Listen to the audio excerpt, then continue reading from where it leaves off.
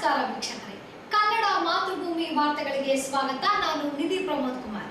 ಮೊದಲಿಗೆ ಹೆಡ್ಲೈನ್ಸ್.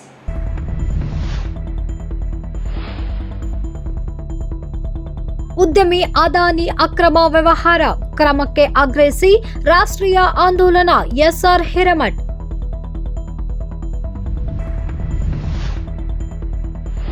ಪರಿಶಿಷ್ಟ ಜಾತಿಗಳ ಒಳವರ್ಗೀಕರಣ ಆಯೋಗದಿಂದ ದೊರೆಯದ ನ್ಯಾಯ. ಮಾನವಶಾಸ್ತ್ರ ತಜ್ಞರನ್ನು ನೇಮಿಸದಿದ್ದರೆ ನ್ಯಾಯಾಲಯ ಮೊರೆ. ರವೀಂದ್ರನಾಥ್ ಪಟ್ಟಿ. 13ರಂದು ಸಾಹಿತ್ಯ ಅಕಾಡೆಮಿ, ಜಿಲ್ಲಾ ಕನ್ನಡ ಸಾಹಿತ್ಯ ಪರಿಷತ್ ಸಹಯೋಗದಲ್ಲಿ ಶಾಂತರಸ ಹೆಬ್ಬಾಳರ ಜನ್ಮ ಶತಮಾನೋತ್ಸವ ಅಂಗವಾಗಿ ವಿಚಾರಗೋಷ್ಠಿ. Doctor C B ಚಿಲ್ಕರಾಗಿ.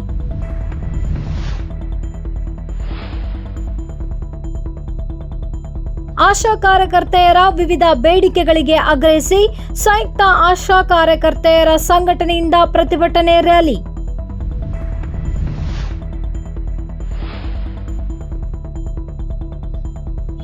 ರಾಯಚೂರು ವಿಶ್ವವಿದ್ಯಾಲಯದ ಸಂಯೋಜನೆ ಪಡೆಯಲು ನಿಯಮಬದ್ಧ ಶುಲ್ಕ ವಸೂಲಿ.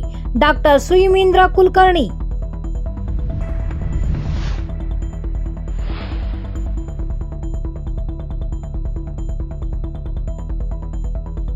ಮಾಜಿ ಮುಖ್ಯಮಂತ್ರಿ ನಿಜಲಿಂಗಪ್ಪನವರ ಜನ್ಮದಿನ ಆಚರಣೆ.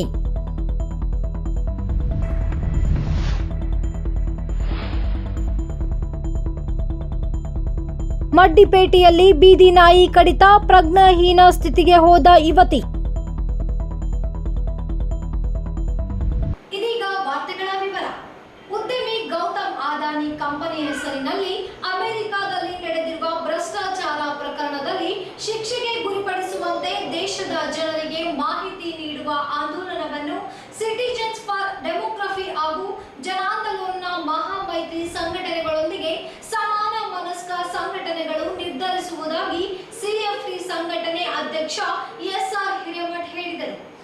ಅವರಿಂದು ಮಾಧ್ಯಮಗೋಷ್ಠಿ ಉದ್ದೇಶಿಸಿ ಮಾತನಾಡಿ, ನರೇಂದ್ರ ಮೋದಿ ನೇತೃತ್ವದ ಸರ್ಕಾರ ಕೇಂದ್ರದಲ್ಲಿ ಅಧಿಕಾರ ಹಿಡಿದಾಗಿನಿಂದ ಅದಾನಿ ಕಂಪನಿಗಳು ನಡೆಸುತ್ತಿರುವ ವ್ಯವಹಾರ ಹಾಗೂ ಅಕ್ರಮ ಚಟುವಟಿಕೆಗಳಿಗೆ ಕಡಿವಾಣವೇ ಇಲ್ಲದಂತಾಗಿದೆ.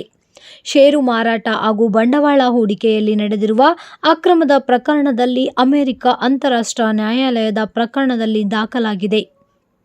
ದೇಶದ ಆರ್ಥಿಕತೆ ಮತ್ತು ವ್ಯತಿರಿಕ್ತ ಪರಿಣಾಮ ಬೀರುವ ಅದಾನಿ ಅಕ್ರಮಗಳನ್ನು ಪ್ರಧಾನಿ ನರೇಂದ್ರ ಮೋದಿ ಅವರೇ ರಕ್ಷಣೆ ಮಾಡುತ್ತಾ ಬಂದಿರುವುದು ಬಯಲಾಗುತ್ತಿದೆ.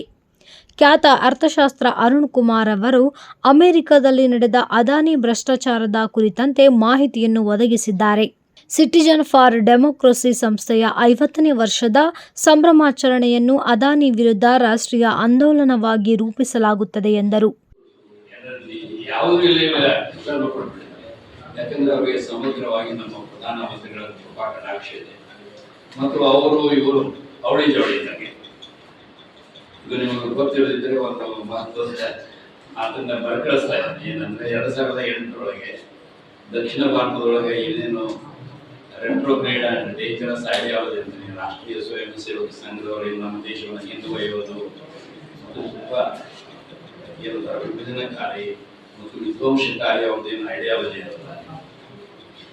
ಇವರು ಇವತ್ತೇನು ಸರ್ಕಾರ ಇದೆ ಇದು ಬಹಳ ಗಂಭೀರ ಇದೆ. ಇದನ್ನು ನಾವು ಪ್ರಜಾಪ್ರಭುತ್ವ ಗಂಭೀರವಾಗಿ 2008ರೊಳಗೆ ದಕ್ಷಿಣ ಭಾರತಕ್ಕೆ ದ್ವಾರ ಕರ್ನಾಟಕದೊಳಗೆ ಮೊದಲನೇ ಸಲ ಬಿಜೆಪಿಯವರದೇ ಏನಾಯ್ತು, ಅವಾಗಿನ ಪ್ರಧಾನಮಂತ್ರಿಯನ್ನು ಇಲ್ಲಿಗೆ ಕರ್ಕೊಂಡು ಬಂದವನೇ ಅದಾನಿ. ಅವ್ರ ಹತ್ರನೇ ಇರ್ತಾನೆ ನಿಮ್ಗೆ ಯಾವಾಗಲೂ ನೆನ್ಪಿಡ್ಕೋಬೇಕು ನಾವು. ಯಾಕಂದ್ರೆ ಯಡಿಯೂರಪ್ಪ ಎಂದೇಶನ್ ಮಾಡಿದ್ರು. ಸೊ ಇಂಥ ಒಂದು ಡೇಂಜರಸ್ ಮನುಷ್ಯ ಇರ್ತಾನೆ. ಕೆಲವರು ಅಂತಾರೆ, ಈಗ ನೋಡ್ರಿ ನೀವು ಡ್ರೈವ್ ಮಾಡುವಾಗ ಡ್ರಿಂಕ್ ಮಾಡಬೇಡ್ರಿ ಅಂತ ಮಂಗ್ಯಾಗಿ ಸೆರೆ ಕೂರಿಸೋದು ಇವತ್ತು ಬಹಳ ಗಂಭೀರವಾಗಿದೆ. ನಾವು ನೀವೆಲ್ಲರೂ ಜವಾಬ್ದಾರಿ ಅವು ಎರಡು ವಿಷಯಗಳನ್ನ ಇವ್ರು ಮಾಡೋದು. ಒಂದು ಏನಂದ್ರೆ ಅದಾನಿ ಏನಿದಾರಲ್ಲ ಅವು ಏನು ಮಾಡಬಾರ್ದನ್ನ ಮಾಡಿದ್ದಾನೆ, ಬಹಳ ಚಂದ ಕಾಣ್ಕೊಂಡಿದೆ. ಅದನ್ನ ನಿಮ್ಗೆ ಆಮೇಲೆ ನಾನು ಮುಂದಿನ ಸಲ ಅಂದ್ರೆ ಒಂದು ವರ್ತುಳ ಇದೆ. ಅದರಲ್ಲಿ ನಿಮ್ಗೆ ಗೊತ್ತು, ಇವತ್ತು ಮೋದಿ ಸಹಾಯ ಮೋದಿ ಸಹಾಯ ಇದ್ದಾರೆ. ಆಮೇಲೆ ಉಳಿದವರೆಲ್ಲರೂ ಬೇರೆ ಬೇರೆ ಅಧಿಕಾರಿಗಳು ಅವರು ಇವರು ಎಲ್ಲರೂ ಇದ್ದಾರೆ. ಏಕಾಯ್ತು ಸೇಫ್ ಆಯ್ತು ಅಂತ ನಡುವೆ ಹಿಂಗೆ ಕೈ ಇಟ್ಕೊಂಡು ಅವನು ಗೌತಮ್ ಅದಾನಿ ನಿಂತಿದ್ದಾನೆ. ಅಂದ್ರೆ ಅವನಿಗೆ ಯಾವ ರೀತಿ ಸಮಗ್ರವಾಗಿ ಅವ್ರು ಉಳಿದವರು ಯಾರು CBI ಇಡಿ ಅದೆಲ್ಲ ಏನೇನು ಇವತ್ತು ಅವ್ಯವಹಾರಗಳನ್ನು ತನಿಖೆ ಮಾಡಿ. ಪ್ರಧಾನಿಗಳಿಗೆ ನೈತಿಕತೆ ಇದ್ದರೆ ಕೂಡಲೇ ಅದಾನಿಯನ್ನು ಬಂಧಿಸಿ ವಿಚಾರಣೆಗೆ ಸಹಕರಿಸಬೇಕೆಂದರು. ಕಳೆದ ಬಾರಿ ರೈತರಿಗೆ ಮಾರಕವಾದ 3 ಕಾಯ್ದೆಗಳ ವಿರುದ್ಧ ದೇಶದಾದ್ಯಂತ ನಡೆದ ವಿರೋಚಿತ ಪ್ರತಿಭಟನೆಯ ಸಂದರ್ಭದಲ್ಲಿ ನೀಡಿದ್ದ ಭರವಸೆಯನ್ನು ಕೇಂದ್ರ ಸರ್ಕಾರ ಈಡೇರಿಸುವಲ್ಲಿ ವಿಫಲವಾಗಿದೆ. ಮತ್ತೊಮ್ಮೆ ರೈತ ಸಂಘಟನೆಗಳು ಹೋರಾಟ ಪ್ರಾರಂಭವಾಗಿದೆ. ಹರಿಯಾಣ ಮತ್ತು ಪಂಜಾಬ್ ಗಡಿಯಲ್ಲಿ ಪ್ರಾರಂಭವಾಗಿರುವ ರೈತ ಹೋರಾಟವನ್ನು ತಡೆಯುವುದು ಅಶ್ರುವಾಯು ಸಿಡಿಸಿ ತಡೆಯುವ ಕೆಲಸ ಮಾಡಬಾರದು. ಕೂಡಲೇ ರೈತರನ್ನು ದೆಹಲಿ ಪ್ರವೇಶ ಮಾಡಲು ಅವಕಾಶ ನೀಡಬೇಕು. ಇಲ್ಲದೆ ಹೋದಲ್ಲಿ ಮತ್ತಷ್ಟು ತೀವ್ರ ಸ್ವರೂಪ ಹೋರಾಟ ಎದುರಿಸಬೇಕಾಗುತ್ತದೆ ಎಂದರು. ಜನವರಿ 18ರಂದು ಲೋಕನಾಯಕ ಜಯಪ್ರಕಾಶ್ ನಾರಾಯಣ್ ಸ್ಥಾಪಿಸಿರುವ CFD ಸಂಘಟನೆಯ ರಾಷ್ಟ್ರೀಯ ಮಂಡಳಿ ಸಭೆ ದೆಹಲಿಯಲ್ಲಿ ನಡೆಯಲಿದೆ.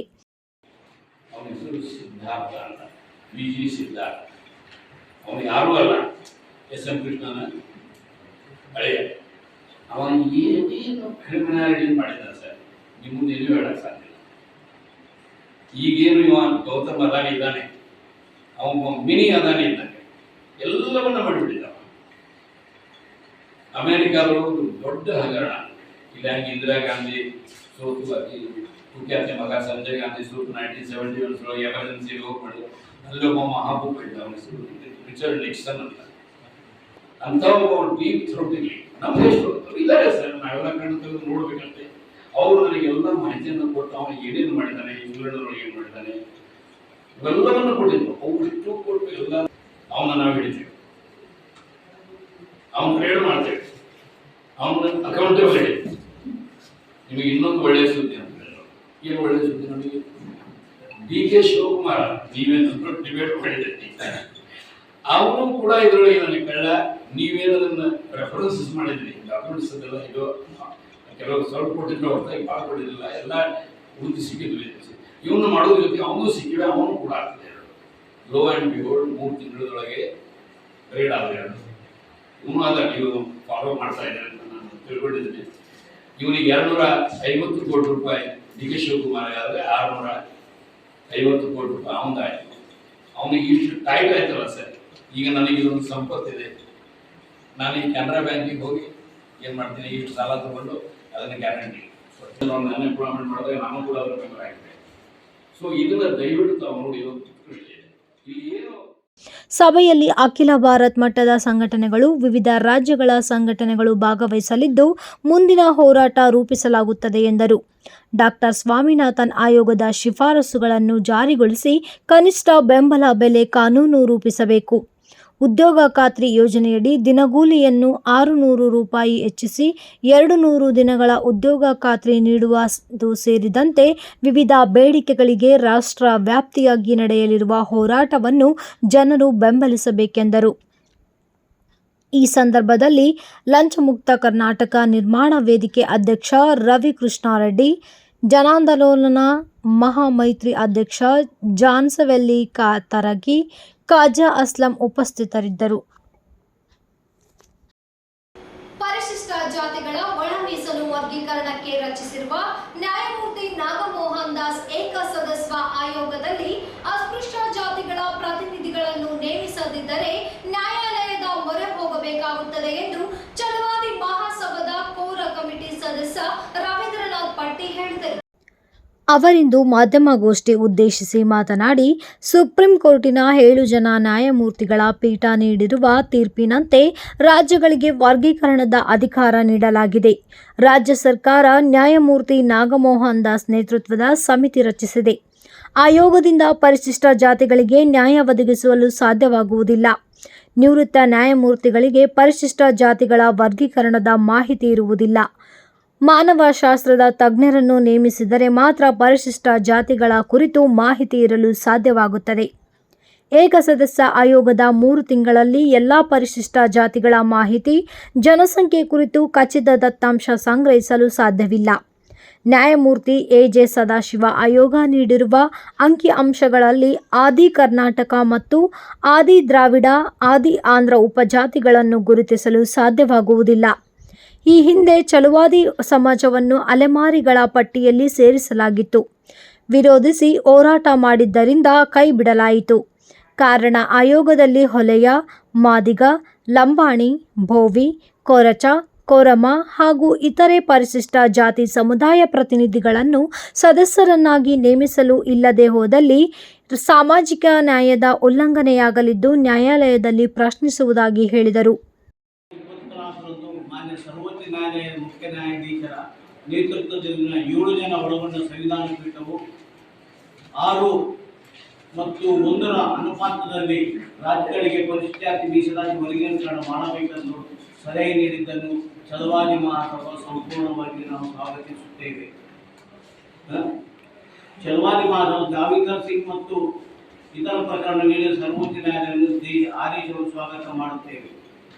ರಾಜ್ಯ ಸಚಿವ ಸಂಪುಟದಲ್ಲಿ ದಿನಾಂಕ 28/10/2024 ಮಾನ್ಯ ಸರ್ವೋಚ್ಚ ನ್ಯಾಯಾಲಯದ ಆದೇಶದಂತೆ 1/8/2000 ಕರ್ನಾಟಕ ರಾಜ್ಯದ ಪರಿಶಿಷ್ಟ ಜಾತಿ ಒಳ ಮೀಸಲಾತಿ ಸರ್ಕಾರಿ ಸೇವೆಗಳಲ್ಲಿ ಪರಿಶಿಷ್ಟ ಜಾತಿ ವಿರೂಪ ಜಾತಿಗಳ ಪ್ರಾತಿನಿಧ್ಯ ಕುರಿತು ದತ್ತಾಂಶ ಪಡೆದು ಪರಿಶಿಷ್ಟ ಜಾತಿಗಳ ಒಳ ಮೀಸಲಾತಿ ಬಗ್ಗೆ ಸೂಕ್ತ ಶಿಫಾರಸು ವರದಿ ಸಲ್ಲಿಸಲು ಆಯೋಗ ವಿಚಾರಣೆ ಕಾಯ್ದೆ 1952 ಮಾನ್ಯ ಉಚ್ಚ ನ್ಯಾಯಾಲಯದ ನಿವೃತ್ತ ನ್ಯಾಯಾಧೀಶರ ಅಧ್ಯಕ್ಷತೆಯಲ್ಲಿ ಆಯೋಗದಲ್ಲಿ ಅನುಮೋದಿಸುತ್ತದೆ ಮತ್ತು ದಿನಾಂಕ 12/12/2024 ರಾಜ್ಯ ಸರ್ಕಾರ ಮಾನ್ಯ ಉಚ್ಚ ನ್ಯಾಯಾಲಯದ ನಿವೃತ್ತ ನ್ಯಾಯಾಧೀಶ ಎಚ್.ಎನ್. ನಾಗಮೋಹನ್ ಇವರ ಅಧ್ಯಕ್ಷತೆಯಲ್ಲಿ ಏಕಸದಸ್ಯ ಪೀಠ ರಚಿಸಲಾಗಿದೆ.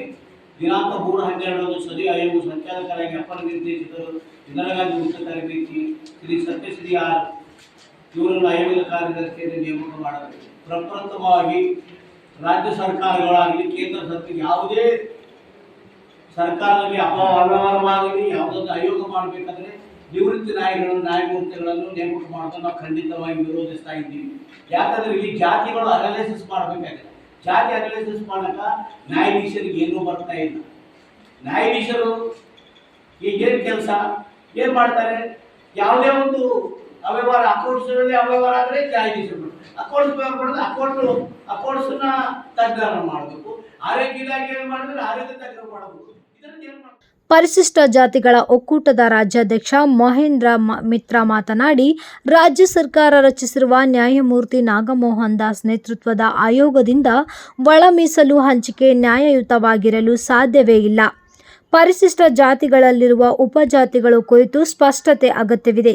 ಜನಸಂಖ್ಯೆ ದತ್ತಾಂಶದೊಂದಿಗೆ ಸಮುದಾಯಗಳ ಬೇರೆ ಬೇರೆ ಹೆಸರುಗಳಿಂದ ವಿಭಜನೆಯಾಗಿರುವುದನ್ನು ಪರಿಗಣಿಸಬೇಕಿದೆ.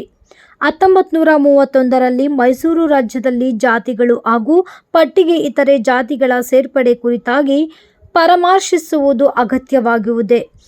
ಆಯಾ ಜಾತಿಯವರು ಪ್ರತಿನಿಧಿಗಳಿಲ್ಲದೆ ಆಯೋಗದ ಸರಿಯಾಗಿ ಮಾಹಿತಿ ಸಂಗ್ರಹಿಸಲು ಸಾಧ್ಯವಾಗುವುದಿಲ್ಲ. ಎಲ್.ಜಿ. ಹಾವನೂರು ವರದಿಯಲ್ಲಿ ಎಲ್ಲವನ್ನೂ ಉಲ್ಲೇಖಿಸಲಾಗಿದೆ. ನಂತರ ರಚಿತವಾದಿ ಆಯೋಗಗಳು ಸ್ಪಷ್ಟತೆ ಇಲ್ಲದೆ ಹೋಗಿದೆ. ಪರಿಶಿಷ್ಟ ಜಾತಿಗಳ ವರ್ಗೀಕರಣ ನ್ಯಾಯಸಮ್ಮತವಾಗಬೇಕಿದ್ದೇ ಒಂದೇ ಬಾರಿ ಸಮಸ್ಯೆಗೆ ಪರಿಹಾರ ಕಂಡುಕೊಳ್ಳಬೇಕೇ ಹೊರತು ಕಾಲಹರಣವಲ್ಲ. ಕೂಡಲೇ ಆಯೋಗದಲ್ಲಿ ಪರಿಶಿಷ್ಟ ಜಾತಿಗಳ ಪ್ರತಿನಿಧಿಗಳನ್ನು ಸರ್ಕಾರ ರಚಿಸಬೇಕೆಂದರು. ದಯವಿಟ್ಟು ಈ ವರದಿ ಯಾರು ಓದೋಕೆ ಹೋಗಬೇಡಿ. ಇದು ವೇಸ್ಟ್ ರಿಪೋರ್ಟ್. ಇದನ್ನ ಗೌರ್ಮೆಂಟ್ ಅಕ್ಸೆಪ್ಟ್ ಮಾಡಿದ್ದು ಮೊದಲನೇ ತಪ್ಪು. ಎರಡನೇ ತಪ್ಪೇನಂತಂದ್ರೆ ಮೀಸಲಾತಿ ಎಕ್ಸ್ಟೆನ್ಷನ್ ಮಾಡಿದ್ದು ತಪ್ಪು. ವರದಿ ಅಂತಂದ್ರೆ ನಮ್ಮ ದೇಶದಲ್ಲಿ ಎಲ್ಲಿ ಯಾವ ವರದಿ ಇದ್ದಾಗ ದೇಶದಲ್ಲಿ ಯಾವ ವರದಿನೂ ಇಲ್ಲ. ಯಾಕಂತಂದ್ರೆ ಎಲ್ಲರೂ ಏನಂತಾರೆ ಎಲ್ಲಿ ಯಾವ ವರದಿ ಸರಿ ಇಲ್ಲ ಅಂತ ಹೇಳ್ತಾರ. ಬಹುಶಃ ಈ ದೇಶದಲ್ಲಿ ಭಾರತದ ಸಂವಿಧಾನ ತದನಂತರ ಓದಬೇಕಂತಂದ್ರೆ ಈ ಬುಕ್ ಓದ್ಬೇಕು. ಇಲ್ಲ ನಿಮ್ಗೆ ಇದು ಸಂವಿಧಾನ ಓದಲು ತಿಳಿದಿಲ್ಲ ಅಂತಂದ್ರೆ ಇದರ ಆಲ್ಮೋಸ್ಟ್ ಎಲ್ಲ ಕವರ್ ಆಗಿದೆ. ಸೊ ವರದಿ ಅಂತಂದ್ರೆ ಈ ತರ ಆಗ್ಬೇಕು. ಸೊ ಸರ್ಕಾರ ಏನು ನೇಮಕ ಮಾಡ್ತದಲ್ಲ, ಇವರು ಯಾರು ಎಚ್.ಎನ್. ನಾಗಮೋಹನ್ ದಾಸ್ ಅವರು OBC ಜನಾಂಗದಲ್ಲಿ ರೆಡ್ಡಿ ಒಕ್ಕಲಿಗರಿಗೆ ಬರ್ತಾರೆ. ಇಶ್ಯೂ ಬಂದು ಶೆಡ್ಯೂಲ್ಡ್ ಕಾಸ್ಟ್ ಇದೆ. ಸೊ ಇಲ್ಲಿ ನಮ್ಮ ರೆಪ್ರೆಸೆಂಟೇಷನ್ ಇಲ್ಲ ಅಂತಂದ್ರೆ ನಮ್ಗೆ ಮೋಸ ಆಗ್ತದ. ಸೊ ನಾವೇನು ಸರ್ಕಾರಕ್ಕೆ ಒತ್ತಾಯ ಮಾಡ್ತೀವಿ ಅಂತಂದ್ರೆ ಆದಷ್ಟು ಬೇಗ ಈ ಮೀಸಲಾತಿ ಪ್ರಮಾಣ ಏನು 15% ಅಥವಾ ಏನು 17 ಏರಿಕೆ ಮಾಡಿರಲ್ಲ ಅದನ್ನ ಬೇಗ ಪರಿಷ್ಕರಣೆ ಮಾಡಬೇಕು.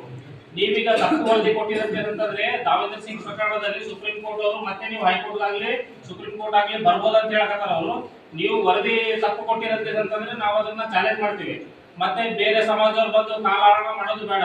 ಸೊ ಜೊತೆಗ ಈ ಅಲೆಮಾರಿ ಸಮಾಜದವ್ರ ಏನು 88 ಜಾತಿಗಳು ಉಪಜಾತಿಗಳು 1% ಮಾಡಿರಲ್ಲ ಅದನ್ನ ಇನ್ನೊಮ್ಮೆ ಪರಿಷ್ಕರಣೆ ಮಾಡಬೇಕು. ಯಾಕಂತಂದ್ರೆ 88 ಮಂದಿ ಒಂದು ರೊಟ್ಟಿ ಕೊಟ್ಟರೆ ಹೊಟ್ಟೆ ತುಂಬಲ್ಲ.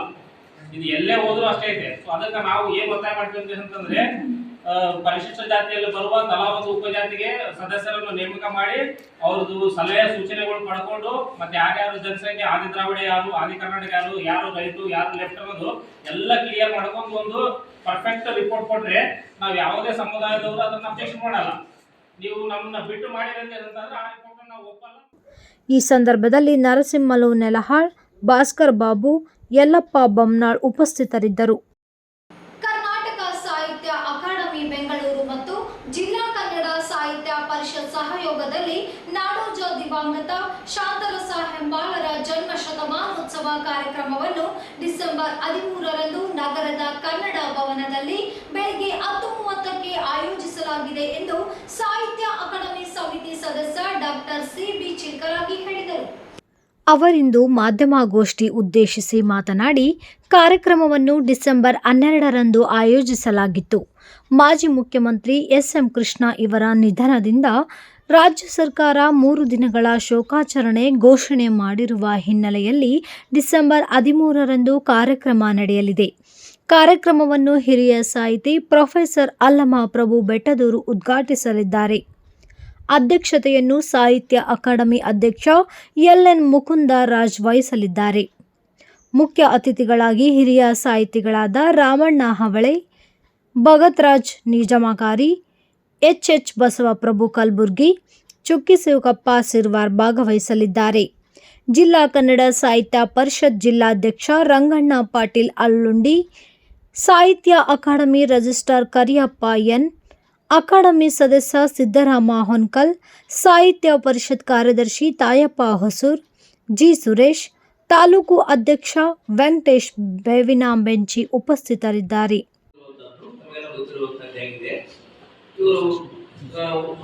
ಜನಿಸಿ 100 ವರ್ಷಗಳಾಗುತ್ತಿರುವ ಪ್ರಯುಕ್ತ ರಾಯಚೂರಿನವರಾಗಿರ್ತಕ್ಕಂಥ ನಾವು ಅವರನ್ನು ಸ್ಮರಣೆ ಮಾಡಿಕೊಳ್ಳಬೇಕು ಅನ್ನುವಂಥ ವಿಷಯದಿಂದ ನಾವು ಸಾಹಿತ್ಯ ಅಕಾಡೆಮಿಯ ಅಧ್ಯಕ್ಷರ ಜೊತೆಗೆ ಚರ್ಚೆಯನ್ನು ಮಾಡಿದಾಗ ಇಲ್ಲ ಅವಶ್ಯವಾಗಿ ರಾಯಚೂರಿನಲ್ಲಿ ಒಂದು ಒಳ್ಳೆಯ ಕಾರ್ಯಕ್ರಮಗಳನ್ನು ಮಾಡಿ ಅಂತ ಹೇಳಿ ಒಂದು ದಿವಸದ ಒಂದು ಸೆಮಿನಾರ್ ಅನ್ನ ವಿಚಾರ ಸಂಕಿರಣವನ್ನು ನಾವು ಇಟ್ಕೊಂಡಿದ್ದೀವಿ. ಈ ಕಾರ್ಯಕ್ರಮಕ್ಕೆ ಉದ್ಘಾಟಕರಾಗಿ ಹಿರಿಯ ಸಾಹಿತಿಗಳು ಮತ್ತು ಅಕಾಡೆಮಿ ಪ್ರಶಸ್ತಿ ವಿಜೇತರಾಗಿರುವಂತಹ ಲಕ್ಷ್ಮಣ ಬೆಟ್ಟದೂರು ಸರ್ ಅವರು ಬರ್ತಾ ಇದ್ದಾರೆ. ಅಧ್ಯಕ್ಷತೆಯನ್ನು ನಮ್ಮ ಎಲ್ ಮುಕುಂದರಾಜ್ ಅಧ್ಯಕ್ಷರು ಸಾಹಿತ್ಯ ರೀತಿಯಾಗಿ ಗೋಷ್ಠಿ 1, 2, 3 ಅಂತ 3 ಗೋಷ್ಠಿಗಳನ್ನು ನಾವು ಇದರಲ್ಲಿ ಮಾಡಿದ್ದೀವಿ. 3ನೇ ಗೋಷ್ಠಿಯಾಗಿ ಅವರು ಗಜಲ್ ವಿಶೇಷವಾಗಿರುವಂತಹ ಸಾಹಿತಿಗಳಾಗಿರೋದ್ರಿಂದ ಇಡೀ ಕರ್ನಾಟಕಕ್ಕೇನೆ ಬಹುದೊಡ್ಡ ಗಜಲ್ಗೆ ಒಂದು ಮಾದರಿ ಶಕ್ತಿಯನ್ನು ತಂದುಕೊಟ್ಟಿರುವಂತಹ ವ್ಯಕ್ತಿಗಳು ನಮ್ಮ ಶಾಂತರಸರಾಗಿರೋದ್ರಿಂದ ಅವರು ಗಜಲ್ಗೆ ಒಂದು ದೊಡ್ಡ ಶಕ್ತಿಯನ್ನು ತಂದುಕೊಟ್ಟು ರಾಯಚೂರು ಅಂದ್ರೆ ಕೇವಲ ಬಂಡಾಯಕ್ಕೆ ಮಾತ್ರ. ನಂತರ 3 ಗೋಷ್ಠಿಗಳು ನಡೆಯಲಿವೆ. ಮೊದಲ ಗೋಷ್ಠಿ ಶಾಂತರಸರ ಬದುಕು ಬರಹ ವಿಷಯವಾಗಿ ಡಾಕ್ಟರ್ ದಸ್ತಗಿರಿ ಸಾಬ್ ದಿನ್ನಿ, ಶಾಂತರಸರ ಕತೆ ಕಾದಂಬರಿ ಕುರಿತು ಡಾಕ್ಟರ್ ಶಿವಯ್ಯ ಹಿರೇಮಠ್, ಸಮನ್ವಯವನ್ನು ಹಿರಿಯ ಸಾಹಿತಿ ಡಾಕ್ಟರ್ ಅಂಬರೀಶ್ ನುಡುಗೋಣಿ ಮಾಡಲಿದ್ದಾರೆ. ಎರಡನೆಯ ಗೋಷ್ಠಿ ಶಾಂತರಸರ ಕಾವ್ಯ ಗಜಲುಗಳು ಕುರಿತು ಡಾಕ್ಟರ್ ವಿಕ್ರಮ್ ವಿಸಾಜಿ, ಶಾಂತರಸರ ನಾಟಕಗಳ ಕುರಿತು ಮಾಂತೇಶ್ ನವಲ್ಕಲ್ ಮಾತನಾಡಲಿದ್ದಾರೆ. ಬಾಬು ಭಂಡಾರಿಗಲ್ ಸಮನ್ವಯ ಮಾಡಲಿದ್ದಾರೆ.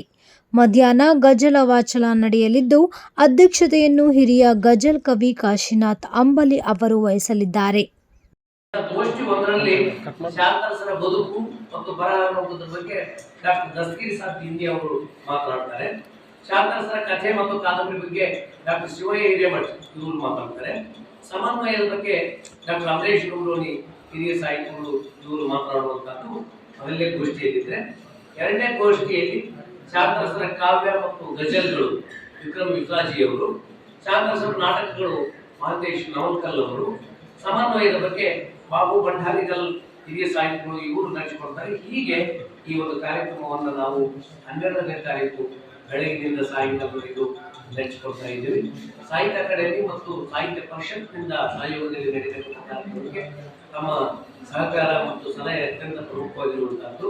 ದಯವಿಟ್ಟು ನಮ್ಮಲ್ಲಿ ವಿನಂತಿಸಿಕೊಳ್ಳುವುದೇನೆಂದ್ರೆ ನಾವು ಇದನ್ನು ಸರಿಯಾದ ರೀತಿಯಲ್ಲಿ ಒಂದು ಪ್ರಚಾರ ಮಾಡಬೇಕು ಅಂತ ವಿನಂತಿಸಿಕೊಳ್ಳುತ್ತೇವೆ. ಕವಿ ರುದ್ರಪ್ಪ ಪಗಡದಿನ್ನಿ, ಮಾನವಿ ಪರಿಷತ್ ಅಧ್ಯಕ್ಷ ರವಿಕುಮಾರ್ ಪಾಟೀಲ್, ಸಿಂಧನೂರು ಅಧ್ಯಕ್ಷ ಪಂಪಯ್ಯ ಸ್ವಾಮಿ ಸಾಲಿಮಠ್ ಸೇರಿದಂತೆ ಅನೇಕ ಗಜಲ ಕವಿಗಳು ಕವನ ವಾಚನ ಮಾಡಲಿದ್ದಾರೆ. ಸಂಜೆ ಸಮಾರೋಪ ಸಮಾರಂಭ ನಡೆಯಲಿದ್ದು ಸಮಾರೋಪ ನುಡಿಯನ್ನು ಸಾಹಿತಿ ಮಾಂತೇಶ್ ಮಸ್ಕಿ ನಿರ್ವಹಿಸಲಿದ್ದಾರೆ. ಅಧ್ಯಕ್ಷತೆಯನ್ನು ಸಾಹಿತ್ಯ ಪರಿಷತ್ ಜಿಲ್ಲಾಧ್ಯಕ್ಷ ರಂಗಣ್ಣ ಪಾಟೀಲ್ ಅಳ್ಳುವಂಡಿ ವಹಿಸಲಿದ್ದಾರೆ. ಸಾಹಿತಿಗಳಾದ ಗಿರಿರಾಜ್ ಹೊಸಮನಿ, ಬಂಡೂರಾವ್ ಚಾಗಿ, ಅಯ್ಯಪ್ಪಯ್ಯ ಉಡಾ ಸೇರಿದಂತೆ ತಾಲೂಕು ಘಟಕಗಳ ಅಧ್ಯಕ್ಷರುಗಳು ಉಪಸ್ಥಿತರಿದ್ದಾರೆ ಎಂದರು. ಸಾಹಿತ್ಯ ಆಸಕ್ತರು ಹೆಚ್ಚಿನ ಸಂಖ್ಯೆಯಲ್ಲಿ ಭಾಗವಹಿಸುವಂತೆ ಮನವಿ ಮಾಡಿದರು. ಈ ಸಂದರ್ಭದಲ್ಲಿ ಸಾಹಿತ್ಯ ಪರಿಷತ್ ಜಿಲ್ಲಾಧ್ಯಕ್ಷ ತಾಯಪ್ಪ ಹೊಸೂರ್, ಜಿ ಸುರೇಶ್, ವೆಂಕಟೇಶ್ ಬೇವಿನವಂಚಿ, ಪ್ರತಿಭಾ ಗೋನಾಳ್ ಉಪಸ್ಥಿತರಿದ್ದರು.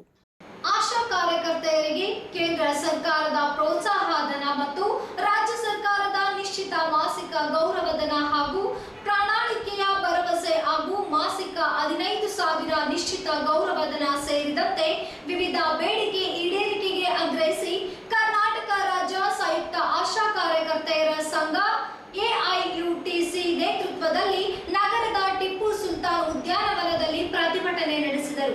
ನಗರದ ಸಾರ್ವಜನಿಕ ಉದ್ಯಾನವನದಿಂದ ಟಿಪ್ಪು ಸುಲ್ತಾನ್ ಉದ್ಯಾನದವರೆಗೆ ಮೆರವಣಿಗೆ ನಡೆಸಿದರು.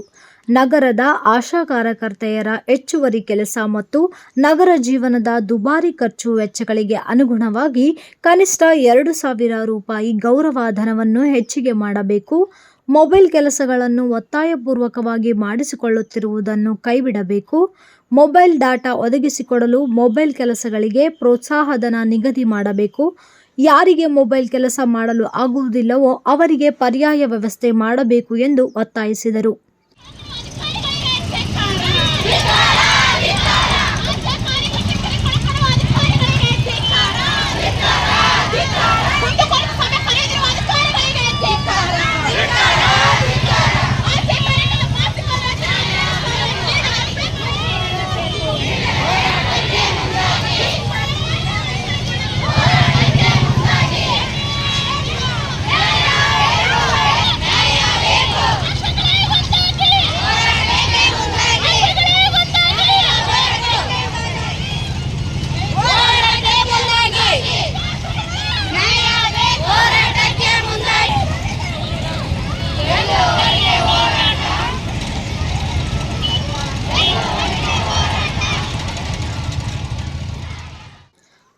ವರ್ಷಕ್ಕೆ ಸೇವಾ ನಿವೃತ್ತಿ ಪಡೆಯುವ ಕಾರ್ಯಕರ್ತರಿಗೆ ಪಶ್ಚಿಮ ಬಂಗಾಳದ ರಾಜ್ಯದ ಮಾದರಿಯಲ್ಲಿ 3 ಲಕ್ಷಕ್ಕೆ ಹೆಚ್ಚಿಸಬೇಕು.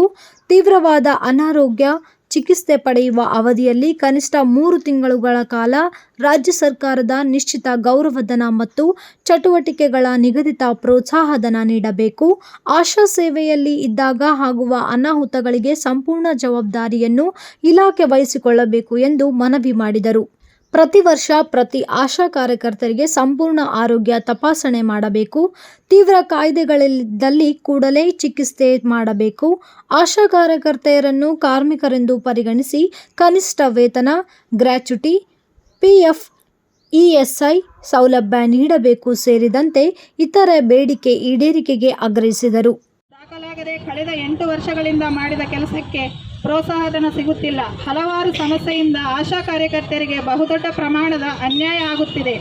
ಸಮಸ್ಯೆಗಳ ಕುರಿತು ಆರೋಗ್ಯ ಇಲಾಖೆ ಮತ್ತು ಸರ್ಕಾರಕ್ಕೆ ಕಳೆದ 8 ವರ್ಷಗಳಿಂದ ಲೆಕ್ಕವಿಲ್ಲದಷ್ಟು ದೂರುಗಳನ್ನು ಸಲ್ಲಿಸಲಾಗಿದೆ. ಲೆಕ್ಕವಿಲ್ಲದಷ್ಟು ಸಭೆಗಳು, ಚರ್ಚೆಗಳು ನಡೆದಿವೆ. ಇಲಾಖೆಯಿಂದ ಮತ್ತು ಸರ್ಕಾರದಿಂದ ಕೈಗೊಂಡ ಯಾವುದೇ ಕ್ರಮದಿಂದ ಸಮಸ್ಯೆ ಪರಿಹಾರವಾಗದೆ ಹಾಗೆಯೇ ಉಳಿದಿವೆ. ಅದರಿಂದಾಗಿ ಪ್ರತಿಯೊಬ್ಬ ಆಶಾ ಸಾವಿರಾರು ರೂಪಾಯಿ ಆರ್ಥಿಕ ನಷ್ಟ ಅನುಭವಿಸಿರುವರು. ಆದ್ದರಿಂದ ಈ ಸಮಸ್ಯೆಯನ್ನು ಪರಿಹರಿಸಲು ರಾಜ್ಯ ಸರ್ಕಾರ ಈಗ ನೀಡುತ್ತಿರುವ ರೂಪಾಯಿ 5,000 ಮಾಸಿಕ ನಿಶ್ಚಿತ ಗೌರವಧನ ಮತ್ತು ವಿವಿಧ ಚಟುವಟಿಕೆಗಳಿಗೆ ಕೇಂದ್ರ ಸರ್ಕಾರ ನಿಗದಿಪಡಿಸಿರುವ ರೂಪಾಯಿ 7,000 ಪ್ರೋತ್ಸಾಹಧನ ಹಾಗೂ ರಾಜ್ಯ ಸರ್ಕಾರದ ಪ್ರತಿಷ್ಠೆಯ 5 ಗ್ಯಾರಂಟಿಗಳ ಜೊತೆಯಲ್ಲಿ ಆಶಾ ಕಾರ್ಯಕರ್ತರಿಗೆ ಗೌರವಧನ ಹೆಚ್ಚಿಸುವುದಾಗಿ ಪ್ರಣಾಳಿಕೆಯಲ್ಲಿ ಭರವಸೆಯ ನೀಡಿರುವ ರೂಪಾಯಿ 3,000 ರೂಪಾಯಿ. ಈ ಸಂದರ್ಭದಲ್ಲಿ ಅಧ್ಯಕ್ಷೆ ಈರಮ್ಮ, ಕಾರ್ಯದರ್ಶಿ ರಾಧಾ, ಮಹೇಶ್ ಸಿ, ಶರಣಪ್ಪ ಉದ್ಬಾಳ್, ಅಣ್ಣಪ್ಪ, ವೀರೇಶ್, NS ಸೇರಿದಂತೆ ನೂರಾರು ಸಂಖ್ಯೆಯಲ್ಲಿ ಆಶಾ ಕಾರ್ಯಕರ್ತೆಯರು ಭಾಗವಹಿಸಿದ್ದರು.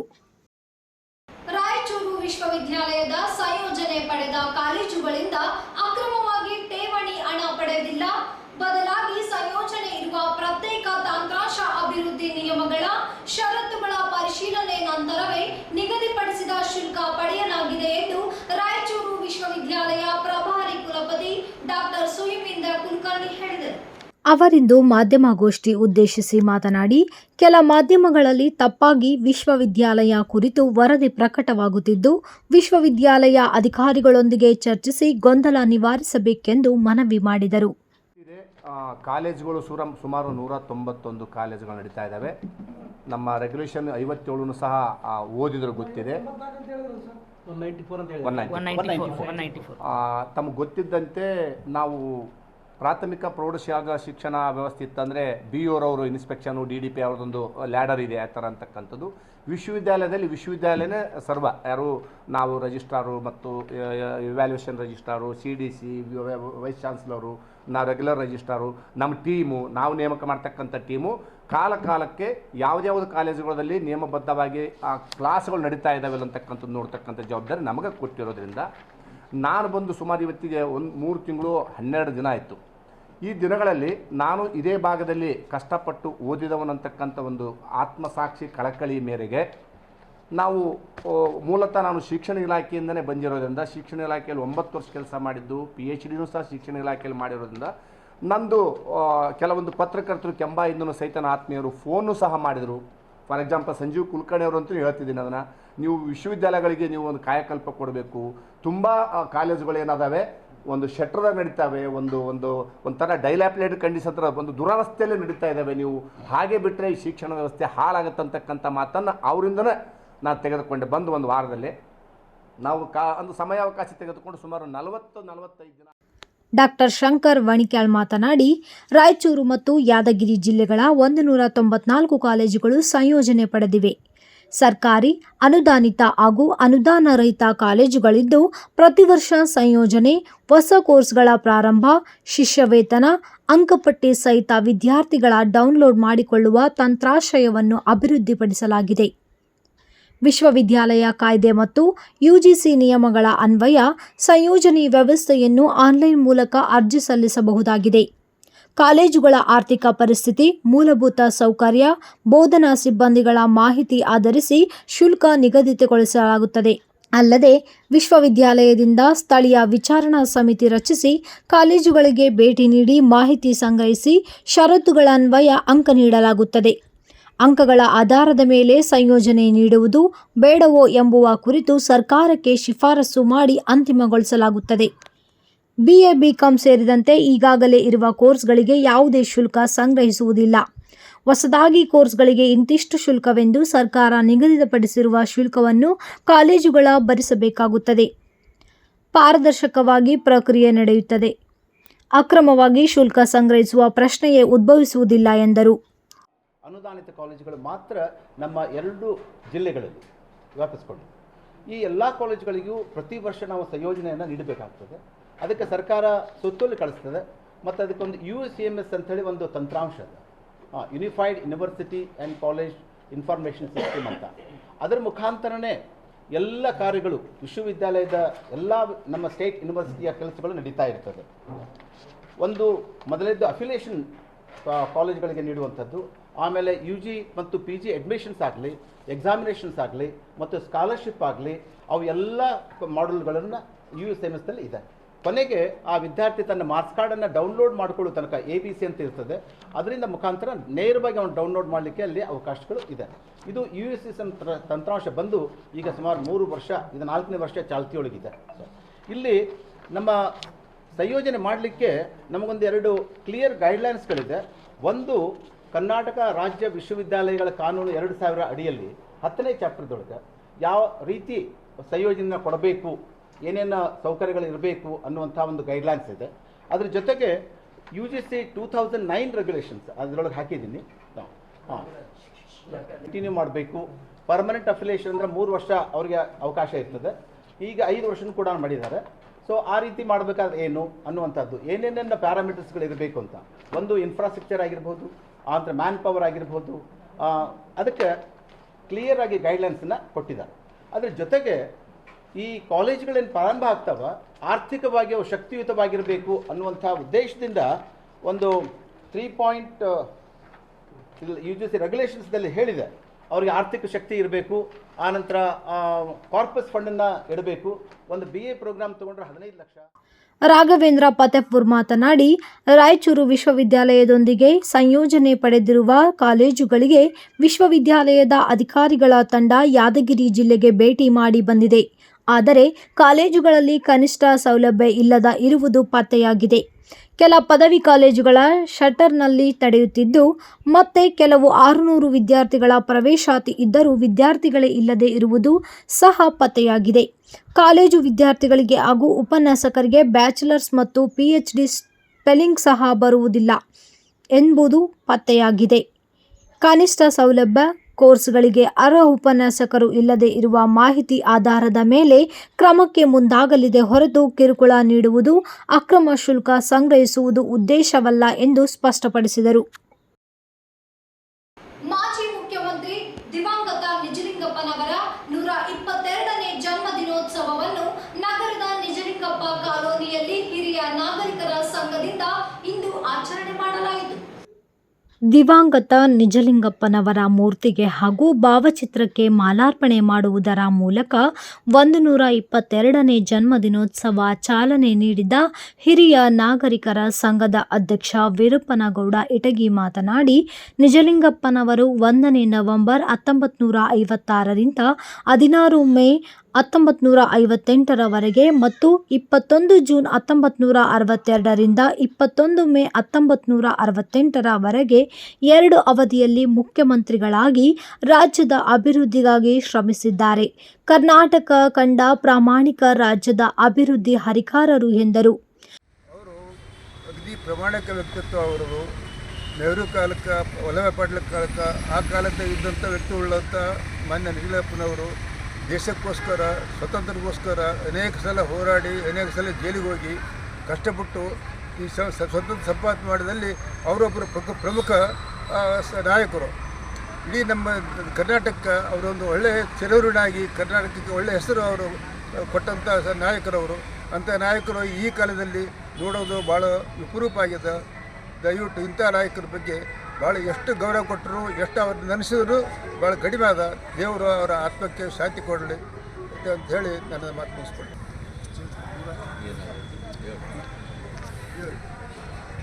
ಇಂದು ಮಾನ್ಯ ಶ್ರೀಮನ್ ನಿಜಲಿಂಗಪ್ಪನವ್ರದ್ದು 122ನೇ ಜನ್ಮದಿನವನ್ನು ಆಚರಿಸಿದ್ದಾರೆ. ಈ ಸಂದರ್ಭದಲ್ಲಿ ನಗರಸಭೆ ಸದಸ್ಯ ಶರಣಗೌಡ ಬಲ್ಲಟಗಿ ಮತ್ತು ಹಿರಿಯ ನಾಗರಿಕ ಸಂಘದ ಅಧ್ಯಕ್ಷ ವೀರಪ್ಪನಗೌಡ ಇಟಗಿ ಹಾಗೂ ವೀರನಗೌಡ ಮಠಮಾರಿ, ಪಿ ನಾರಾಯಣ ರೆಡ್ಡಿ, ಸಿದ್ದಾರೆಡ್ಡಿ, YB ಪಾಟೀಲ್, ಸದಾಶಿವಪ್ಪಗೌಡ ಸಿಂಗನೋಡಿ, ಬಸನಗೌಡ ಸಿಂಗಡದಿನ್ನಿ, ಅಮರೇಗೌಡ ಗೂಗೆಬಾಳ್, ಬಾವಿಕಟ್ಟಿ, ಮರಿಸಿದ್ದಪ್ಪ ಹರ್ವಿ, ಸಿದ್ಲಿಂಗಪ್ಪ ಸಜ್ಜನ್ ಹಾಗೂ ಜಟ್ಟೇರ್ ಉಪಸ್ಥಿತರಿದ್ದರು. ನಗರದ ವಾರ್ಡ್ ನಂಬರ್ 23ರ ಮಡ್ಡಿಪೇಟೆ ಬಡಾವಣೆಯ ಲಕ್ಷಣಸ್ವಾಮಿ ಮಠದ ಹಿಂದುಗಡೆ ಬೀದಿ ನಾಯಿ ದಾಳಿಯಿಂದ ಬಿದ್ದು ಗಾಯಗೊಂಡ ಯುವತಿ ಕೋಮಾಕ್ಕೆ ಹೋಗಿದ್ದಾಳೆ. 20 ವರ್ಷದ ಮಹಾದೇವಿ ತಂದೆ ಮುನಿಯಪ್ಪ ಎಂಬ ಯುವತಿ ಡಿಸೆಂಬರ್ 7ರಂದು ಬೆಳಿಗ್ಗೆ 7:30ರ ಸಮಯದಲ್ಲಿ ಮನೆಯ ಮುಂದೆ ನಿಂತಾಗ ಬೀದಿ ನಾಯಿಗಳ ದಂಡು ಜಗಳ ಆಡುತ್ತಾ ಬಂದು ಯುವತಿಯ ಮೇಲೆ ದಾಳಿ ಮಾಡಿವೆ. ಯುವತಿ ಎಚ್ಚರಿಕೆ ಇಲ್ಲದೆ ಬಿದ್ದಿದ್ದ ನಂತರ ತಂದೆ ತಾಯಿ ಯುವತಿಯನ್ನು ನಗರದ ಖಾಸಗಿ ಆಸ್ಪತ್ರೆಗೆ ದಾಖಲಿಸಿದ್ದಾರೆ. ಸಂಜೆಯವರೆಗೂ ಯುವತಿ ಎಚ್ಚರಿಕೆ ಆಗದೇ ಇರುವ ಕಾರಣ ಅಂದು ಸಂಜೆ ಮತ್ತೆ ಯುವತಿಯನ್ನು ರಿಮ್ಸ್ ಆಸ್ಪತ್ರೆಗೆ ದಾಖಲಿಸಿದ್ದಾರೆ. ರಿಮ್ಸ್ ಆಸ್ಪತ್ರೆ ವೈದ್ಯರು ಯುವತಿಗೆ ಚಿಕಿತ್ಸೆ ನೀಡಿ ತಲೆಗೆ ಪೆಟ್ಟು ಬಿದ್ದು ರಕ್ತ ಹೆಪ್ಪುಗಟ್ಟಿದೆ, ಕೋಮದಲ್ಲಿ ಹೋಗಿದ್ದಾಳೆ, ಇಲ್ಲಿ ಚಿಕಿತ್ಸೆ ಮಾಡಲು ಆಗುವುದಿಲ್ಲ ಎಂದು ಬಳ್ಳಾರಿ ಆಸ್ಪತ್ರೆಗೆ ಬರೆದುಕೊಟ್ಟಿದ್ದಾರೆ. ಮತ್ತೆ ಯುವತಿಯನ್ನು ಬಳ್ಳಾರಿ ಆಸ್ಪತ್ರೆಗೆ ಕರೆದುಕೊಂಡು ಹೋದಾಗ ಅಲ್ಲಿ 1 ದಿನ ಅಡ್ಮಿಟ್ ಮಾಡಿಕೊಂಡು ಚಿಕಿತ್ಸೆ ನೀಡಿ ಪರಿಶೀಲನೆ ನಡೆಸಿ ಇಲ್ಲಿ ಚಿಕಿತ್ಸೆ ಮಾಡಲು ಸಾಧ್ಯವಿಲ್ಲ ಎಂದು ಬೆಂಗಳೂರಿಗೆ ಹೋಗಲು ತಿಳಿಸಿದ್ದಾರೆ. ಯುವತಿಯ ಕುಟುಂಬವು ತೀವ್ರ ಬಡತನ ಕುಟುಂಬವಾಗಿದೆ. ಪ್ರತಿದಿನ ಕೂಲಿ ಕೆಲಸ ಮಾಡಿ ಜೀವನ ನಡೆಸುತ್ತಿದೆ.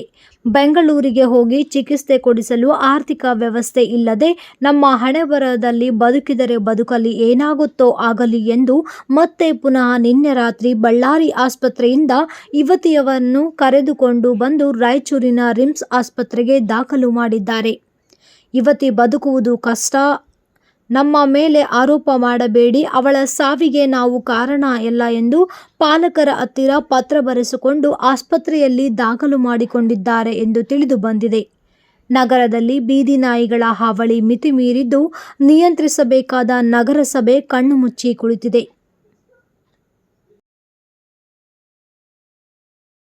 ಕೊನೆಯಲ್ಲಿ ಮತ್ತೊಮ್ಮೆ ಹೆಡ್ಲೈನ್ಸ್.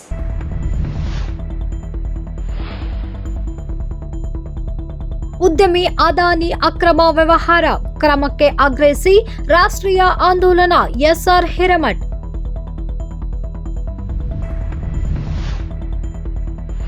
ಪರಿಶಿಷ್ಟ ಜಾತಿಗಳ ಒಳವರ್ಗೀಕರಣ ಆಯೋಗದಿಂದ ದೊರೆಯದ ನ್ಯಾಯ, ಮಾನವಶಾಸ್ತ್ರ ತಜ್ಞರನ್ನು ನೇಮಿಸದಿದ್ದರೆ ನ್ಯಾಯಾಲಯ ಮೊರೆ, ರವೀಂದ್ರನಾಥ್ ಪಟ್ಟಿ. 13ರಂದು ಸಾಹಿತ್ಯ ಅಕಾಡೆಮಿ, ಜಿಲ್ಲಾ ಕನ್ನಡ ಸಾಹಿತ್ಯ ಪರಿಷತ್ ಸಹಯೋಗದಲ್ಲಿ ಶಾಂತರಸ ಹೆಬ್ಬಾಳರ ಜನ್ಮ ಶತಮಾನೋತ್ಸವ ಅಂಗವಾಗಿ ವಿಚಾರಗೋಷ್ಠಿ, ಡಾಕ್ಟರ್ ಸಿಬಿ ಚಿಲ್ಕರಾಗಿ.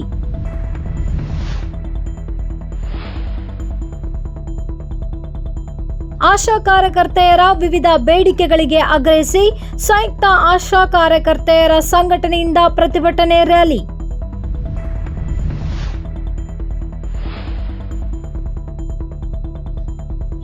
ರಾಯಚೂರು ವಿಶ್ವವಿದ್ಯಾಲಯದ ಸಂಯೋಜನೆ ಪಡೆಯಲು ನಿಯಮಬದ್ಧ ಶುಲ್ಕ ವಸೂಲಿ, ಡಾಕ್ಟರ್ ಸುಯಿಮೀಂದ್ರ ಕುಲಕರ್ಣಿ.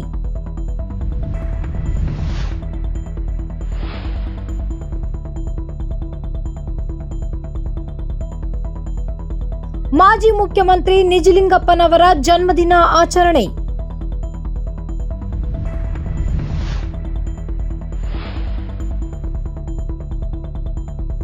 ಮಡ್ಡಿಪೇಟೆಯಲ್ಲಿ ಬೀದಿ ನಾಯಿ ಕಡಿತ, ಪ್ರಜ್ಞಾಹೀನ ಸ್ಥಿತಿಗೆ ಹೋದ ಯುವತಿ.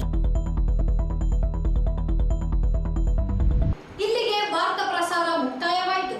ಮತ್ತೆ ಮುಂದಿನ ವಾರ್ತೆಗಳೊಂದಿಗೆ ಮತ್ತೆ ಭೇಟಿಯಾಗೋಣ. ಧನ್ಯವಾದಗಳು.